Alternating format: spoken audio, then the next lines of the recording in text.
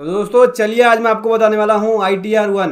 हाँ जी दोस्तों, income tax return ITR-1 assessment year 22-23 के लिए कैसे फाइल करेंगे। बहुत ही आसान लैंग्वेज में और आसान तरीके से बताऊंगा मैं आपको। इसको समझने के लिए बने रहे दोस्तों मेरे साथ वीडियो के एंड तक। तो दोस्तों चलिए शुरू करते हैं। सबसे पहले आपको ई फाइल पे जाना है। यहाँ से जाना है इनकम टैक्स रिटर्न पे, फाइल इनकम टैक्स रिटर्न पे जा सकते हैं। हालांकि आपको डैशबोर्ड पे ही असेसमेंट ईयर 22-23 का फाइल नाउ का बटन दिख जाता है। ठीक है, अगर फिर भी आपको ना दिखे तो फाइल पे जाके, इनकम टैक्स रिटर्न पे जाके और फाइल इनकम टैक्स रिटर्न पे जाके आप ITR को फाइल कर सकते हैं। सबसे पहले आपको यहाँ पे असेसमेंट ईयर सेलेक्ट करना होता है, असेसमेंट ईयर 22-23, और उसके बाद यहाँ आप सेलेक्ट करते हैं मेथड। फाइलिंग का मेथड क्या है, ऑनलाइन या ऑफलाइन। तो मैं यहाँ पे ऑनलाइन बताने वाला हूँ आपको, तो मैं मेथड ले रहा हूँ ऑनलाइन। ऑनलाइन मैंने टिक कर लिया ऑनलाइन पे और कंटिन्यू पे क्लिक कर दूंगा। कंटिन्यू पे क्लिक करने के बाद स्टार्ट न्यू फाइलिंग पे क्लिक करेंगे और यहाँ से सेलेक्ट कर लेंगे मैं इंडिविजुअल हूँ और कंटिन्यू पे क्लिक कर दिया। फिर उसके बाद आपको यहाँ सेलेक्ट करना होता है ITR फॉर्म। तो मैं यहाँ पे ITR-1 फाइल कर रहा हूँ। ITR-1 किसके लिए होता है, सैलरी पर्सन के लिए होता है और वन हाउस प्रॉपर्टी के लिए होता है, और इनकम फ्रॉम अदर सोर्स है उसके लिए होता है। ठीक है, जिसकी income up to 50 lakh rupees तक है वो यहाँ पे ITR-1 को सेलेक्ट कर सकता है। प्रोसीड विद ITR-1 पे क्लिक कर सकते हैं। ठीक है दोस्तों, और दोस्तों अगर आपको ITR की नॉलेज नहीं है, इनकम टैक्स रिटर्न कैसे फाइल करें इसकी नॉलेज नहीं है, तो आप अपना ECA बुक कर सकते हैं टैक्स टू विन के साथ। सिंपली आपको क्या करना है, आपको गूगल पे जाना है, यहाँ पे लिखना है टैक्स टू विन। जैसे ही टैक्स टू विन लिखेंगे ये टैक्स टू विन की वेबसाइट दिख जाएगी, आप इस पर विजिट करेंगे। और दोस्तों और अपना यहाँ पे आप पर्सनल ECA बुक कर सकते हैं, चार्टर्ड अकाउंटेंट बुक कर सकते हैं, और आपकी रिटर्न को वो प्रिपेयर करेंगे और फाइल करेंगे। जहाँ पे इनकी सर्विस फास्ट है और अफोर्डेबल है, जहाँ पे ये आपके लिए मैक्सिमम रिफंड कैलकुलेट करते हैं। तो जल्दी कीजिए दोस्तों, लिंक डिस्क्रिप्शन में है। अपना ECA बुक कर सकते हैं अगर आपको ITR फाइलिंग की नॉलेज नहीं है तो। दोस्तों यहाँ से ITR-1 सेलेक्ट करने के बाद प्रोसीड विद ITR-1 पे क्लिक करेंगे और यहाँ पे देख सकते हैं तीन स्टेप्स को फॉलो करने के बाद हम यहाँ पे अपनी ITR फाइल कर सकते हैं। तो चलिए लेट्स गेट स्टार्टेड पे क्लिक करना है। उसके बाद यहाँ क्वेश्चन पूछता है कि ITR किस वजह से फाइल करना चाहते हैं। क्या आपकी taxable income basic exemption limit से ज़्यादा है तो इस वाले ऑप्शन को ले सकते हैं, या फिर आप इनमें से किसी भी प्रोविज़न को कंप्लाई करते हैं, जैसे कि 1 करोड़ या 1 करोड़ से ज़्यादा आपने डिपॉजिट किया है अमाउंट करंट अकाउंट में ड्यूरिंग द प्रीवियस ईयर, तो इस वाले ऑप्शन को ले सकते हैं। या आपने 2 लाख रुपए ज़्यादा फॉरेन ट्रैवल के ऊपर एक्सपेंस किया है तो इसके ऊपर ले सकते हैं। या फिर 1 लाख रुपए ज़्यादा इलेक्ट्रिसिटी के ऊपर खर्च किया है, ये वाला ऑप्शन ले सकते हैं। या फिर आप 7th proviso section 139 sub section 1 को कंप्लाई करते हैं तो इस वाले ऑप्शन को ले सकते हैं, या फिर अदर को ले सकते हैं। तो मैं यहाँ पे पहले वाले ऑप्शन को ले रहा हूँ। मेरी taxable income basic exemption limit से ज़्यादा है, इसको सेलेक्ट कर लिया, कंटिन्यू पे क्लिक करूँगा। कंटिन्यू पे क्लिक करने के बाद कुछ जो डिटेल्स है वो आपकी प्री फिल्ड होती है, जैसे पर्सनल इन्फॉर्मेशन। ठीक है, नाम, phone number, mail ID, date of birth, Aadhaar number और ये कॉन्टैक्ट डिटेल्स। अब यहाँ पूछता है सबसे पहले नेचर ऑफ एम्प्लॉयमेंट क्या है। तो नेचर ऑफ एम्प्लॉयमेंट के अंदर बात करें तो ये है अदर्स ले लिया। उसके बाद है फाइलिंग सेक्शन। रिटर्न जो है वो मैं जो ड्यू डेट है उससे पहले फाइल कर रहा हूँ, इसलिए सेक्शन 139 सब सेक्शन 1 ले लिया। रिवाइज करते हैं तो सेक्शन 139 सब सेक्शन 5 लेते हैं। ठीक है, तो मैं ओरिजिनल फाइल कर रहा हूँ वो भी ड्यू डेट से पहले, तो सेक्शन 139 सब सेक्शन 1 ले रहा हूँ। उसके बाद नीचे आएंगे, यहाँ पे बोलते हैं कि क्या आपने न्यू टैक्स रिज्यूम को ऑप्ट किया है, नहीं, नो पे क्लिक कर देंगे। उसके बाद बैंक जो हमने ले लिया रिफ़ंड के लिए इसको नॉमिनेट कर दिया है। नीचे आएंगे, कंफर्म पे क्लिक करेंगे। ठीक है, पर्सनल इन्फॉर्मेशन कंफर्म हो गया। अभी ग्रोस टोटल इनकम के बारे में पूछता है, इस पर क्लिक करते हैं तो देख सकते हैं ग्रोस टोटल इनकम में कुछ इनकम हमारी प्री फिल्ड है जो ऑटोमेटिक उठाता है। दिखाऊंगा मैं आपको। सबसे पहले आता है सैलरी की एग्जेम्पशन। बोलता है कि कोई आपकी सैलरी की एग्जेम्पशन है, तो मेरी यहाँ पे सैलरी की कोई एग्जेम्पशन नहीं है, इसको मैंने कंटिन्यू कर दिया।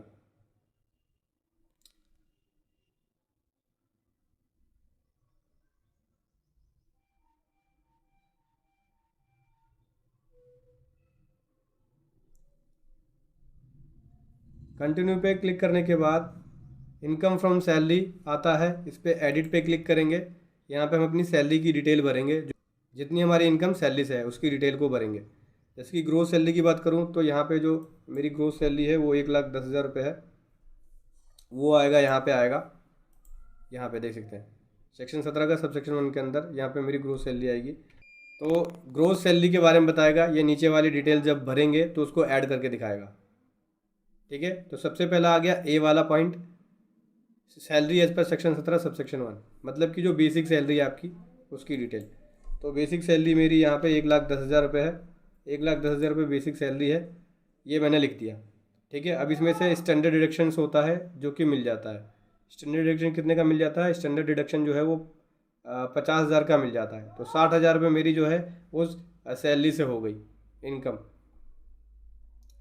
ठीक है, अभी क्या करना है, देख सकते हैं ग्रोस सैलरी कितनी हो गई, 1,10,000 रुपये, इसमें से 50,000 का डिडक्शन मिल गया स्टैंडर्ड डिडक्शन, तो नेट सैलरी मेरी हो गई 60,000 रुपये, मतलब कि इनकम जो सैलरी से हो गई वो 60,000 रुपये की हो गई।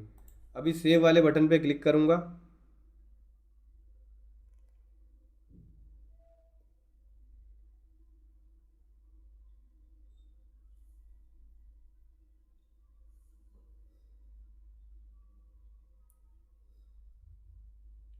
उसके बाद आता है इनकम फ्रॉम हाउस प्रॉपर्टी। तो मेरी इनकम जो है वो हाउस प्रॉपर्टी से है, 1 हाउस प्रॉपर्टी से है। एक्चुअली मैं आपको बता देता हूँ, यहाँ जो मेरी इनकम है वो रेंटल इनकम है। ठीक है, तो मैंने लेट आउट किया हुआ है, तो जो लेटेबल वैल्यू जो रिसीव कर रहा हूँ या जो रेंट रिसीव कर रहा हूँ, ठीक है, रेंटल इनकम जो रिसीव कर रहा हूँ उसको यहाँ लिखना होगा। तो लगभग मैं यहाँ पे 24,000 रुपये साल का रिसीव करता हूँ, ये मैंने लिख दिया। इसमें भी स्टैंडर्ड डायरेक्शन मिलता है, तो देख सकते हैं यहाँ पे 30% का आपको स्टैंडर्ड डायरेक्शन मिल गया। एक्चुअली 24,000 है, ये 2,40,000 हो गया है। ठीक है, 24,000 रुपये में से 7200 का मुझे स्टैंडर्ड डिडक्शन मिल गया। ठीक है, 30% स्टैंडर्ड डिडक्शन मिलता है इसका।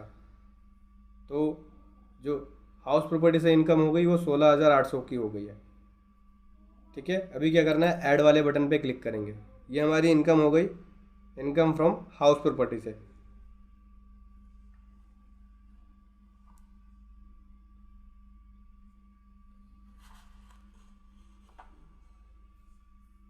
इसके अलावा बात करें इनकम फ्रॉम अदर सोर्सेज से भी मेरी इनकम है। देख सकते हैं ये पहले से ऑटोमेटिक उठ रहा है, ये कहाँ से आता है, ये हमारे AIS और ये हमारे AIS से उठ के आ रहा है। तो जब भी आप अपनी ITR को फाइल करें तो सबसे पहले अपना AIS और 26AS ज़रूर चेक कर लें। ठीक है, तो सबसे पहले हम क्या करेंगे, मैंने सैलरी की डिटेल और हाउस प्रॉपर्टी की डिटेल भर दी है। अब मैं अपना 26AS और AIS दोनों चेक करूँगा। तो कहाँ से दिखेगा, ये सर्विस में आएंगे, सर्विस में आने के बाद सबसे पहले मैं AIS पे आता हूँ, एनुअल इन्फॉर्मेशन स्टेटमेंट, प्रोसीड पे क्लिक करेंगे तो AIS के अंदर डिटेल्स आ जाएगी मेरी सारी, कि मैंने कितनी कितनी इनकम रिसीव करी है। देख सकते हैं AIS पे क्लिक किया, यहाँ पे एनुअल इन्फॉर्मेशन स्टेटमेंट है, फाइनेंशियल ईयर 21-22 का है, यहाँ से मैंने क्लिक किया। यहाँ से क्लिक करने के बाद देख सकते हैं बोलता है कि इंटरेस्ट डिपॉजिट से रिसीव हुआ है। ठीक है, जिसके अंदर 2,479 रुपये का इंटरेस्ट, 2,479 का इंटरेस्ट मैंने रिसीव किया है पंजाब नेशनल बैंक से। ठीक है, तो ये इसके अंदर जो भी आपकी इनकम की डिटेल होगी वो आपको यहाँ पे दिख जाएगा। जो भी TDS कटा होगा, TDS एंड TCS कटा होगा, उसकी इन्फॉर्मेशन आपको दिख जाएगी। ठीक है, SFT इन्फॉर्मेशन दिख जाएगी, अगर SFT इन्फॉर्मेशन होगी, अगर आपने टैक्स की कोई पेमेंट करी होगी उसकी इन्फॉर्मेशन, डिमांड एंड रिफंड होगा उसकी इन्फॉर्मेशन, या कोई अदर इन्फॉर्मेशन है वो आपको दिख जाएगी। तो जब भी आप ITR फाइल करें अपने AIS को ज़रूर देखें। इसी प्रकार से आपको क्या करना होता है, फॉर्म 26AS देखना होता है। वो कैसे चेक करते हैं, हाँ, ई फाइल में आएंगे, इनकम टैक्स रिटर्न में आएंगे और देख सकते हैं व्यू फॉर्म 26AS का ऑप्शन दिखता है, इस पर क्लिक करेंगे, कन्फर्म पे क्लिक कर देंगे तो आपको फॉर्म 26AS यहाँ दिखेगा। एग्री पे क्लिक करेंगे, प्रोसीड कर देंगे। प्रोसीड करने के बाद देख सकते हैं व्यू 26AS, इस पर क्लिक करना है। ठीक है, ये ट्रेसेस की साइट पे चेक होता है। यहाँ से आप असेसमेंट ईयर लेंगे, असेसमेंट ईयर 22-23 है। ठीक है, HTML पे क्लिक करेंगे, फिर व्यू और डाउनलोड पे क्लिक कर देंगे। अब यहाँ से एक्सपोर्ट एज PDF पे क्लिक करेंगे तो जो इसका PDF है फॉर्म 26AS का वो जनरेट हो जाएगा। ठीक है, तो ये देखना ज़रूरी है फॉर्म 26AS और AIS दोनों ही आपको चेक कर लेना है कि क्या मेरी कोई अदर इनकम तो नहीं आ रही है फॉर्म 26AS के अंदर, या कोई TDS तो नहीं है। TDS की डिटेल, TCS की डिटेल या कोई भी अदर इनकम की डिटेल आपको फॉर्म 26AS के अंदर दिख जाएगी। देख सकते हैं यहाँ पे पंजाब नेशनल बैंक से जो इंटरेस्ट रिसीव हुआ 2479 का, उसकी इंटरेस्ट की डिटेल यहाँ पे आ चुकी है। अगर कोई यहाँ पे TDS या TCS से डिडक्ट हुआ होता तो उसकी डिटेल भी यहाँ पे आ जाती। इस तरह की मेरी कोई भी डिटेल नहीं है, तो मैं इसको बंद कर देता हूँ। अभी हम रिटर्न फॉर्म पे आ जाते हैं। हमने दोनों ही चेक कर लिया। यहाँ पे मैंने इनकम दे दी, यहाँ पे मैंने इनकम की डिटेल दे दी। सैलरी से 1,10,000 की सैलरी इनकम, 50,000 का स्टैंडर्ड डिडक्शन, और नेट जो इनकम हो गई सैलरी से वो 60,000 की।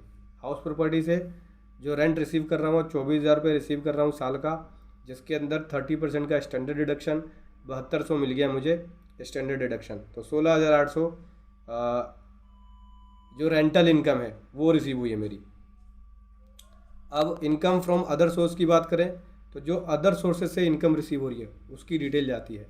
जैसे कि ये देख सकते हैं, आप चाहे तो इस पर क्लिक करके एडिट वाले बटन पर जाके एडिट कर सकते हैं। मैं लेकिन इसे एडिट नहीं कर रहा हूँ, मैं इसको एज इट इज़ रख रहा हूँ।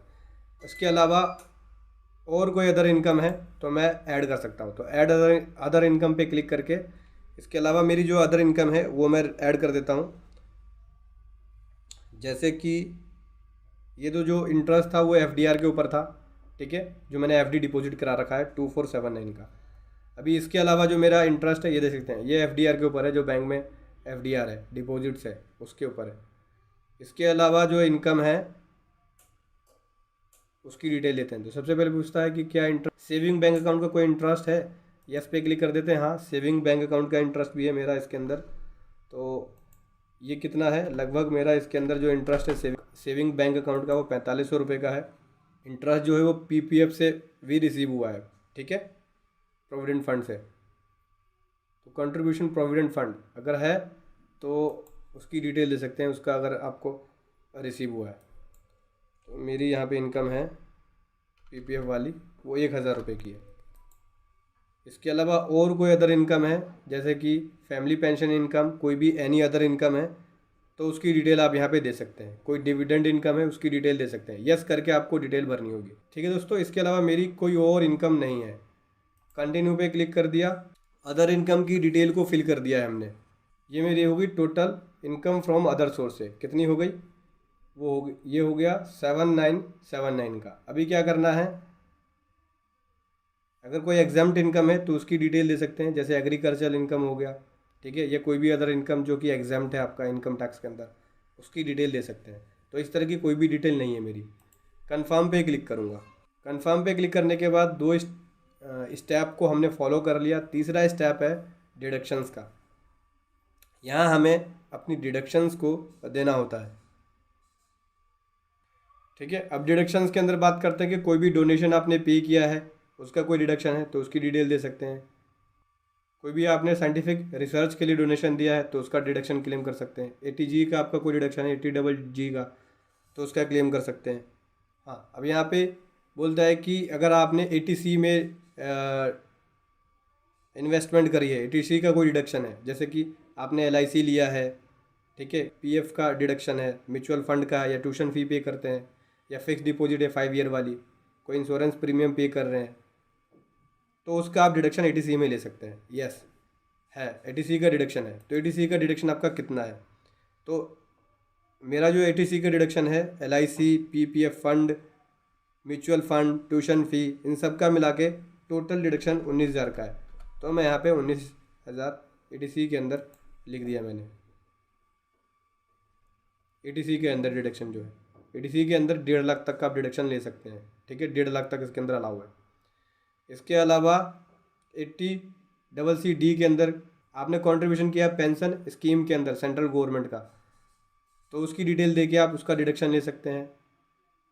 80D का है कोई डिडक्शन, जैसे कि मेडिकल इंश्योरेंस प्रीमियम लिया है तो उसकी डिटेल दे सकते हैं। तो मेरे पास है 80D का, मैंने ये लिख दिया। अब शेड्यूल 80D बोलता है कि भरना पड़ेगा, वो आगे आएगी, टेबल बताऊंगा भरने के लिए। इसके अलावा और कोई अदर डिडक्शन है दे सकते हैं। 80TTA का डिडक्शन है तो उसकी डिटेल दे सकते हैं। हाँ है, वो है हमारा यहाँ पे सेविंग बैंक अकाउंट के ऊपर जो हमने इंटरेस्ट भरा है, इसको भी आगे देना पड़ेगा डिटेल। ठीक है, अभी क्या करना है, कोई और अदर डिडक्शन है आपका तो यस करके उसकी डिटेल दे सकते हैं। अभी कंटिन्यू पे क्लिक करना है। अभी 2 टेबल हमारी रहेगी भरने के लिए, 80D वाली डिटेल और 80TTA वाली, जो सेविंग बैंक अकाउंट के ऊपर इंटरेस्ट ऑन किया है उसकी डिटेल। वो आगे आएगी डिटेल, बताऊंगा कैसे भरना होगा। अभी तक हमें 19,000 रुपये तक का डिडक्शन मिल गया है, ये हमारा ATC के हिसाब से है। 80D की बात करूं तो एडिट पे क्लिक करेंगे। 80D के अंदर जो मेडिकल इंश्योरेंस प्रीमियम का डिडक्शन है उसकी डिटेल यहाँ भरेंगे हम। तो यहाँ बोलते हैं कि क्या आप या आपके फैमिली मेम्बर सीनियर सिटीज़न हैं। हेल्थ इंश्योरेंस का जो डिडक्शन है उसकी डिटेल देनी होती है। तो सेल्फ एंड फैमिली का है हेल्थ इंश्योरेंस के अंदर। मेडिकल इंश्योरेंस जो मैंने करा रखा है वो 12,000 रुपये का है। ठीक है, ये दे दिया मैंने इसकी डिटेल। अगर सेल्फ और फैमिली का है इंक्लूडिंग सीनियर सिटीज़न है तो उसकी डिटेल आप यहाँ पे दे सकते हैं। मैंने नो कर दिया। अगर सीनियर सिटीज़न होता यस करता तो यहाँ पे सीनियर सिटीज़न वाली डिटेल को भी भर के, फैमिली में अगर कोई सीनियर सिटीज़न है उसका भी आपने मेडिकल इंश्योरेंस कराया है तो उसका प्रीमियम का भी क्लेम ले सकते हैं। तो इस तरह की कोई भी डिटेल नहीं है मेरे पास। अभी सेव पे क्लिक किया, 80D का डिडक्शन 12,000 मुझे मिल जाएगा।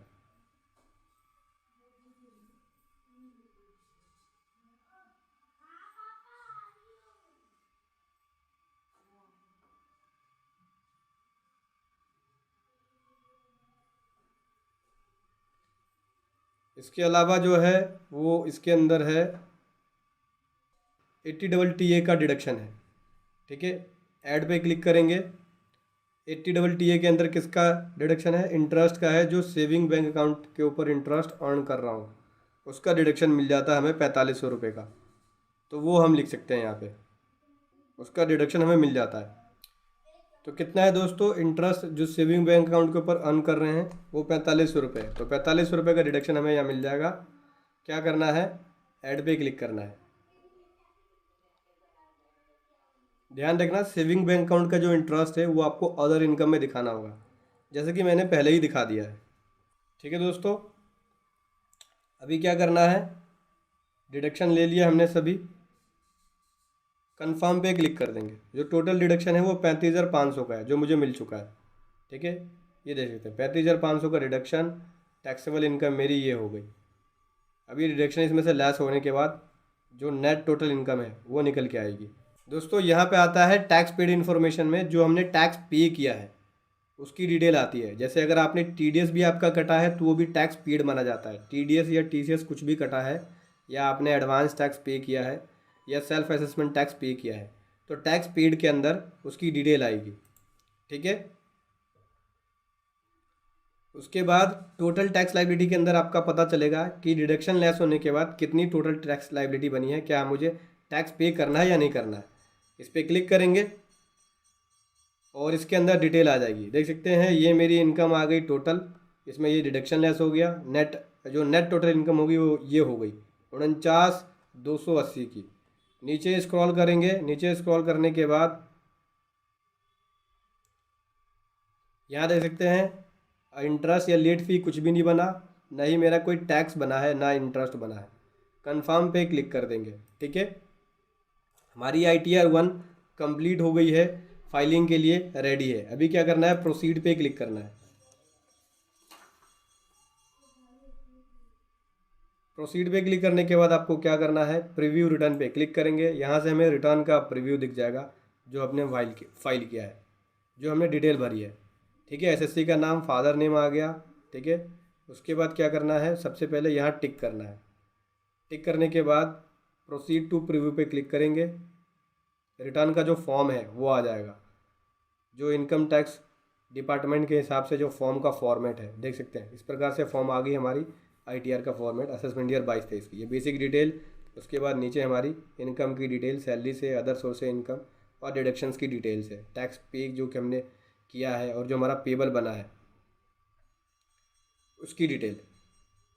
अभी प्रोसीड टू वैलिडेशन पे क्लिक करेंगे। अब ये आपकी ITR को चेक करेगा क्या आपने कोई डिटेल गलत तो नहीं भरी है। देख सकते हैं वैलिडेशन सक्सेसफुल हो गया, हमारी ITR के अंदर डिटेल सब ओके है।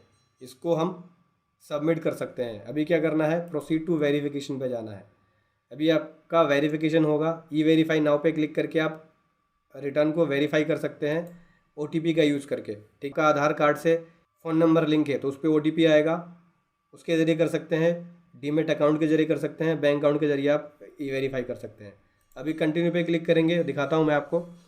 ई वेरीफाई करने के कई सारे ऑप्शंस हैं, जैसे कि आप DSC का यूज़ कर सकते हैं, आधार OTP का यूज़ कर सकते हैं, net banking, bank account, demat account के थ्रू कर सकते हैं। तो मैं यहाँ पे आधार OTP ले रहा हूँ, इस पर क्लिक कर दिया। अभी कंटिन्यू पे क्लिक करूँगा, एग्री पे क्लिक कर दूंगा, जनरेट OTP पे क्लिक कर दूंगा। अब यहाँ बोलता है कि जो आधार नंबर हमने भरा है उसमें मोबाइल नंबर रजिस्टर्ड नहीं है। अब ऐसे केस में क्या करेंगे, जो वेरीफाई करने का तरीका है मैंने आपको सेम बता दिया। जनरेट पे क्लिक करके OTP आएगा, OTP भरने के बाद सबमिट पे क्लिक कर देंगे। लेकिन मेरे केस में क्या है, आधार कार्ड से फ़ोन नंबर लिंक नहीं है, तो मैं इसको साइन करके भेजूंगा Bengaluru CPC income tax department, sign करके बाय पोस्ट भेजूंगा। वेरीफाई वाया ITR 5 के ज़रिए हम वेरीफाई कर सकते हैं। तो इस पर क्लिक करेंगे, इसको आपको क्या करना होगा, साइन करके Bengaluru CPC income tax department भेजना होगा। स्पीड पोस्ट के ज़रिए या नॉर्मल पोस्ट के ज़रिए भेज सकते हैं। कंटिन्यू पे क्लिक कर देंगे, रिटर्न हमारी सबमिट हो जाएगी। अब जो फॉर्म निकलेगा उस फॉर्म को साइन करके देख सकते हैं इस एड्रेस पे भेजना है। यहाँ पे एड्रेस की डिटेल भी आ रही है, हालांकि आपकी ITR के अंदर भी डिटेल होती है कि कौन से एड्रेस पे भेजना होता है। ITR हमारी यहाँ पे सक्सेसफुली सबमिट हो गई है, बस आपको साइन करके यहाँ भेजना होगा। अगर आपका आधार OTP से या ई वेरीफाई नहीं होता है तो मैं यहाँ नहीं कर रहा हूँ क्योंकि आधार कार्ड पे फ़ोन नंबर लिंक नहीं है, इसलिए। चाहे तो आप फ़ोन नंबर लिंक करा के 120 दिन के अंदर आप करा सकते हैं वेरीफाई, लेकिन मैं यहाँ पे साइन करके भेज रहा हूँ। अभी डाउनलोड रिसीट्स पे क्लिक करेंगे, ITR हमारी फाइल हो गई है। इसकी एक्नॉलेजमेंट रिसीट्स जो है वो यहाँ पे आ गई है, देख सकते हैं ये एक्नॉलेजमेंट रिसीट्स है। बस साइन करके बेंगलोर CPC भेजना होगा। यहाँ पे देख सकते हैं एड्रेस की डिटेल है, इसी एड्रेस पे आपको बस भेजना होगा। तो दोस्तों ऐसे आपको इनकम टैक्स पोर्टल पे ITR को फाइल करना है। वीडियो कैसी लगी ज़रूर बताएं। Thank you so much. जय हिंद, वंदे मातरम।